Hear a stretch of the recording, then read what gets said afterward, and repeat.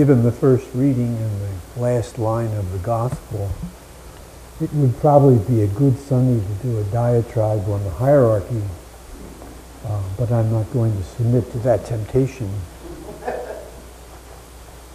I think the second reading, in the light of what I read in the other book that I read every day, the daily newspaper,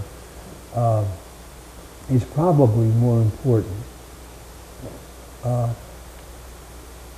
The second reading is Paul talking to the Ephesians about what God has already done for us.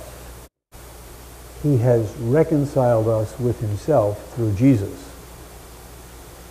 And elsewhere, Paul tells us that we are now the ambassadors of reconciliation. We are to break down the walls which divide us, one from another, one group from another. We have an experience of that in the sacrament of reconciliation. We go to one who represents the whole community to remind us that even our most private sins are harming the unity and the holiness of the whole human family, the church especially, our fellow Christians. And we receive the reconciliation which God has given us in Christ somewhat easily. But then we often forget that as we leave the confessional experience, we become the ambassadors of that reconciliation to others. And the characteristic of God's reconciliation of us is that it's unilateral.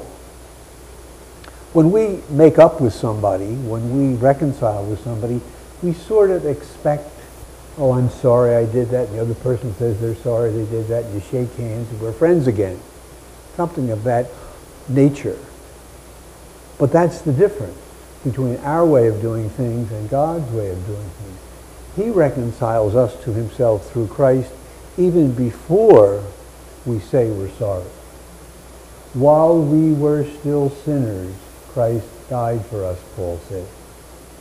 And I think we have to remember that we have to accept this responsibility of reconciling with others even before they will admit the need of reconciliation. And the power to do that, of course, comes from God himself, just as it did through Jesus. And that's why I think one of the reasons why there's always a crucifix near the table where we feed every Sunday and take in the power of God is to remind us that suffering may be involved in this ministry of reconciliation, which is ours as people who know what God has done and have been called upon to replicate it in all the situations of our life. And if you read the daily paper, you can see constantly the need for reconciliation.